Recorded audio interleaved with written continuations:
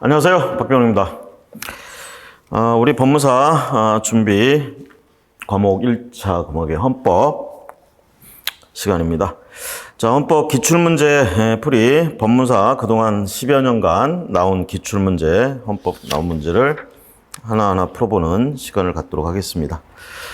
자, 일단 헌법 전체적으로 구성이 헌법이 두 가지 얘기한다는 건 다 아시죠? 헌법은 기본권 얘기하고 통치구조 얘기를 합니다. 우리 시험 비중은요, 기본권 쪽이 6대4 정도로 조금 많이 나온다. 이렇게 보시면 되겠고, 대개 이제, 목차나 순서를 보면, 헌법에 대해서 얘기할 때 보면, 헌법 조문도 그렇고요. 총강이라는 부분이 있고, 그 다음에 기본권에 관계된 얘기, 그 다음에 통치구조 이렇게 나갑니다. 그래서 기본권이 뭐가 있는지 이거에 대해서 규정하고 있고요.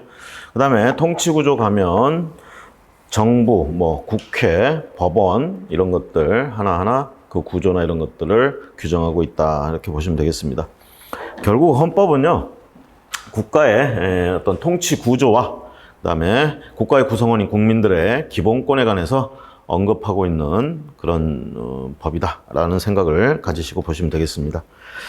자, 우리 교재들은 대개 헌법과 관련돼서 된 교재들은 대개 앞부분에 총론 해가지고요. 헌법에 관한 이런저런 얘기들을 하고 있다. 이렇게 보시면 됩니다.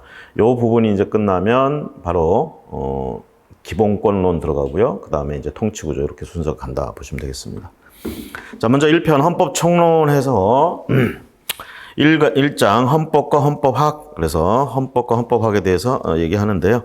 헌법이란 무엇인가 또는 헌법학이라는 건 무엇인가 이런 얘기들, 헌법의 특성, 최고 규범성이라든가 이런 얘기들 쭉 하는데, 우리 이제 시험 문제를 보면, 기출 문제를 보게 되면 저항권과 관련된 문제가 2017년도에 한번 있었다 보시면 되겠습니다. 칠판 보시면, 자, 저항권에 관한 다음 설명 중 가장 옳지 않은 것은 하고 묻고 있어요. 저 저항권에 대해서 헌법에서 직접 언급을 하고 있느냐 이런 부분도 한번 보셔야 되는데, 우리 헌법에는 저항권이라는 말 자체를 언급하고 있지는 않습니다.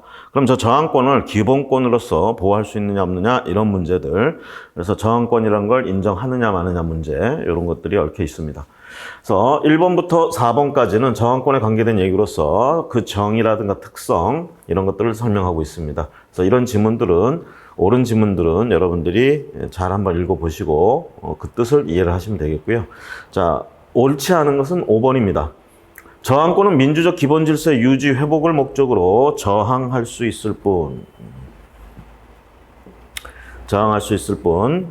기존의 위헌적인 정권을 물러나게 하기 위한 목적으로 행사할 수는 없다.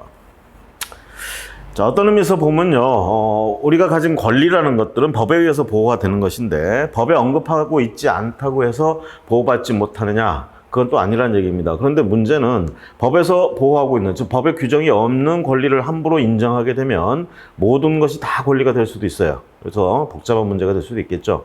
특히 저항권 같은 거는 헌법에 규정하고 있지 않기 때문에 초법적인, 초자연적인 기본권이냐 아니냐 이런 문제. 저항권은 그 말 그대로 뭔가 저항을 한다는 뜻이죠. 기존의 권력에 대한 저항이다.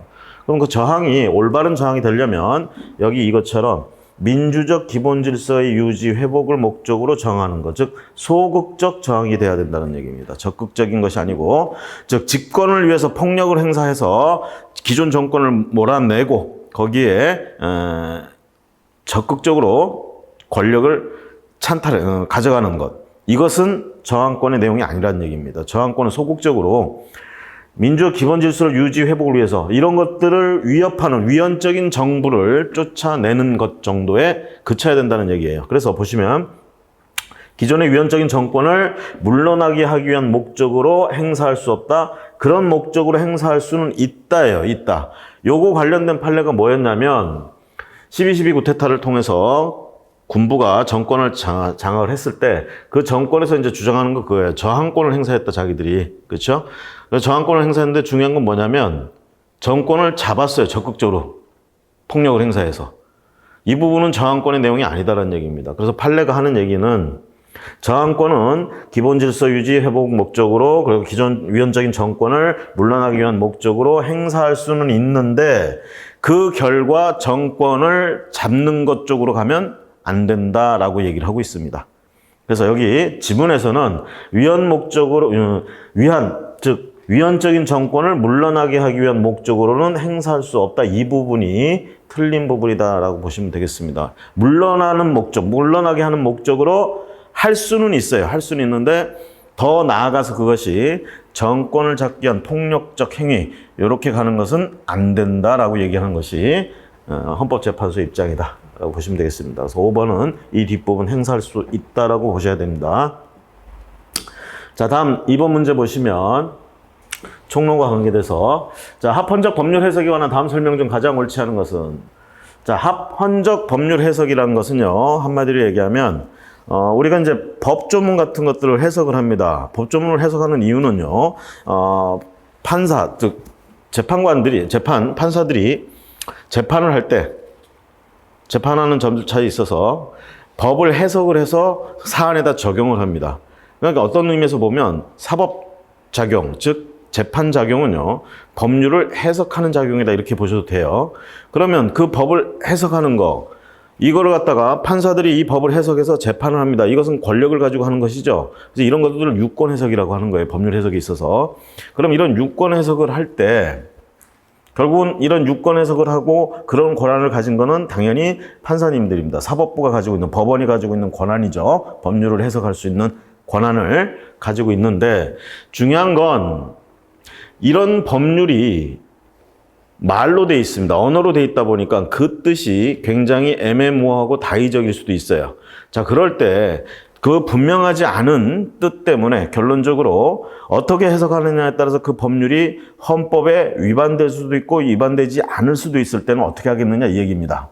이럴 땐 되도록이면 헌법에 위반되지 않는 쪽으로 해석해 주자. 이게 합헌적 법률 해석이에요. 의미를 이해하시겠습니까? 합헌적 법률 해석. 자, 그런데 이제 합헌적 법률 해석을 한다. 그럴 때 법률 해석을 할 권한은 원칙적으로 어디에 있다? 법원에 있다라는 얘기예요. 법원에. 판사님한테 있다는 얘기입니다. 우리가 재판 과정에서 보면 먼저 원고가 청구를 하면 사실심리, 그렇죠? 사실관계 파악한 다음에 여기다 뭐 합니까? 사실관계 다 파악했으니까 여기 적용할 법률을 찾아야죠. 그 법률을 찾는 과정이 법률 해석하는 과정이에요. 판사들이 이걸 할 권한이 있다고요. 이게 판사들이 어디서요? 사법부서, 법원이 이렇게 법률을 해석할 권한이 있다고. 그런데 여기서 이제 물어보는 건 뭐냐면 합헌적 법률 해석에 관한 다음 설명 중 가장 옳은 것. 즉 합헌적 법률 해석도 누가 하는 거야? 법관들이 하는 건데 헌법재판소에 앉아 계신 분들도 이걸 할 수 있느냐 이 얘기입니다. 결론적으로. 여기 지문해 보신 4번에 옳지 않은 것. 구체적 사건에서의 법률의 해석, 적용 권한은 사법권의 본질적 내용을 이루는 것으로서 합헌적 법률 해석은 대법원을 정점으로 하는 일반 법원이 하여야 하는 임무고. 여기까지 맞아요. 법률 해석 누가 한다고요? 재판하는 사람들이 하는 겁니다. 재판은 다른 말로 하면 사법이라고 표현하죠. 사법 권한을 가진 그 사법권의 본질적 내용입니다. 저는 법률을 해석하고 적용하는 것은 사법권의 본질적 내용이고요. 그 법률이 애매모호할 때 헌법에 위반되냐 위반되지 않느냐 할 때 합헌적으로 법률 해석해 주는 것도 이쪽 권한에 들어가 있습니다. 자, 그런데 여기까지 맞는 얘기인데 법률의 위헌 심사를 맡은 헌법재판소의 임무는 아니다. 자, 헌법재판소는 위헌법률 심사라는 작용을 하죠. 위헌법률 심사를 할 수 있는 권한이 있죠. 그럼 위헌법률 심사를 하기 위해서는 어떻게 합니까? 헌법 조문이 있고 그 헌법을 위반했다고 의심되는 법률이 존재하겠죠. 이 법률이 헌법에 위반되는지 안 되는지 하려면 이걸 먼저 해석을 해야 될 거 아닙니까? 그렇죠? 해석 권한이 그럼 헌법재판소에 있는 거예요, 없는 거예요? 있는 거잖아요. 그죠? 이 뒷부분에서 하는 얘기, 법률의 위헌 심사를 맡는 헌법재판소의 임무는 아니다. 임무이기도 합니다. 그래서 합헌적 법률 해석할 권한은 사법부에만 있는 게, 사법권의 본질, 사법부에만 있는 게 아니고 헌법재판소도 가지고 있다. 이렇게 봐야 됩니다. 그래서 4번은 여기까지는 맞는 얘기지만 뒷부분이 옳지 않은 얘기다.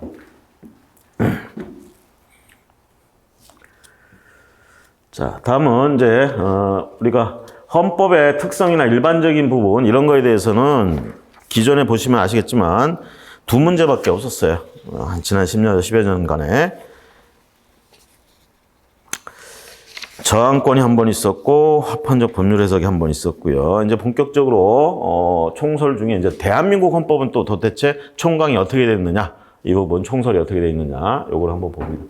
그래서 대한민국 헌법 총설 얘기 나오면 당연히 나오는 얘기가 한국 헌법의 개정에